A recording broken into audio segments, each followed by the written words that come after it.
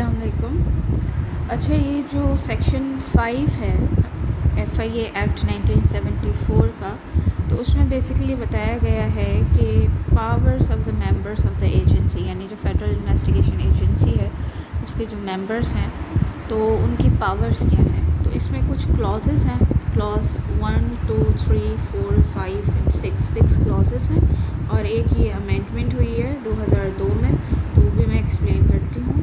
پہلے ہم کلاز 1 2 3 4 کو دیکھ لیتے ہیں. فرسٹ جو اس کی کلاز ہے، اگر اس کو میں ایک جملے میں صرف اگر ڈیفائن کروں تو سمپل از دس کہ ممبرس آف دا ایجنسی کی جو پاورس ہیں وہ ایکول ٹو پولیس ہیں.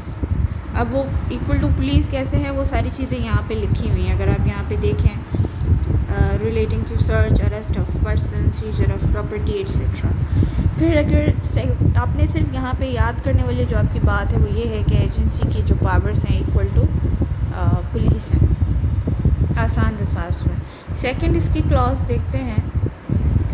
اس میں جو ہے سب انسپیکٹر کے حوالے سے تھوڑا سا بیان کیا گیا ہے کہ سب انسپیکٹر جو ہے وہ آپ کسی بھی پولیس تھانے کا SHO کہہ لیں یا آفیسر انچارج، اس کے ایکول سب انسپیکٹر کی پاورز ہوتی ہیں.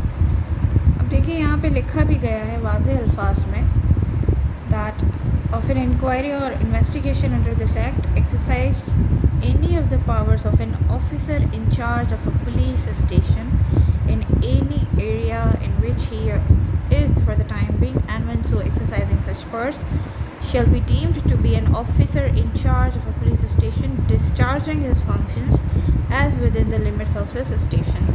تو اگر اس کو ایک لائن میں صرف بریفلی آپ کو بتاؤں کہ جو یاد کرنے والی چیز ہے وہ یہ ہے کہ سب انسپیکٹر جو ہے آفیسر انچارج پولیس اسٹیشن کے برابر اس کی جو ہے پاورز ہوتی ہے. That's it. پھر تھرڈ کلاز میں آتے ہیں. تھرڈ کلاز میں اگر آپ پڑھیں تو تھرڈ کلاز میں اگر میں بریفلی اور آسان الفاظ میں سمجھاؤں تو وہ یہ کہ سب انسپیکٹر جو ہے وہ اتھورائزڈ ہے کہ وہ کسی کو وداؤٹ وارنٹ جو ہے گرفتار کر سکتا ہے اور اس کو DG پاور کرتا ہے اس کام کے لیے. Authorised by DG، director general of the FIA. تو سب انسپیکٹر جو ہے وداؤٹ وارنٹ اریسٹ کر سکتا ہے if so required. اب if required کا مطلب وہی ہے کہ وہ بندہ جس نے کوئی کرائم کمٹ کیا ہو، جیسے یہاں پہ بھی لکھا ہوا ہے person who has committed a crime against whom a reasonable suspicion exists، یعنی کسی کو شک کی بنیاد پہ بھی اریسٹ کرنے کی اختیار ہے سب انسپیکٹر کو. سب انسپیکٹر سے نیچے والے کسی گریڈ کے آفیسر کو، ممبر کو یہ اختیار نہیں ہے کہ وہ کسی کو وداؤٹ وارنٹ اریسٹ کرے. پھر یہ کلاز 4 ہے سیکشن 5 کی. تو اس میں یہ سمپل یہ بتا رہے ہیں کہ police station includes any place declared generally or especially by the federal government to be a police station within the meaning of the code. یہ صرف بتایا ہے کہ پولیس اسٹیشن آپ کون سی جگہ کہہ سکتے ہیں، اور لاسٹ ایئر میرا خیال یہ MCQs آیا بھی تھا.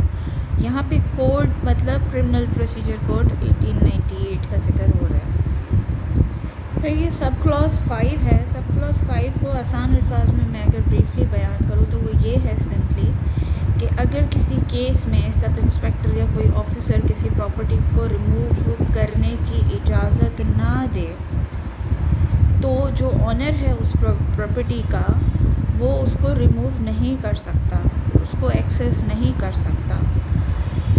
ریموو یا ایکسیس کرنے کی اجازت تب ہی ہوگی جب سب انسپیکٹر یا کوئی بھی ممبر جس نے اس کو ریموو کرنے کی اجازت کو ضبط کر رکھا ہے، اگر وہاں سے اجازت ملتی ہے تو ہی آنر اس اپنی پراپرٹی کو ریموو کر سکتا ہے وہاں سے، ان اینی کیس ادروائز نہیں. اور اگر اس نے ایسا کیا وداؤٹ پرمیشن تو پھر کلاز 6 میں لکھا ہوا ہے، جو کہ یہاں پہ موجود ہے، کلاز 6 میں لکھا ہوا ہے کہ اس کو 1 سال کی سزا مل سکتی ہے ود فائن یا دونوں میں سے کوئی ایک چیز.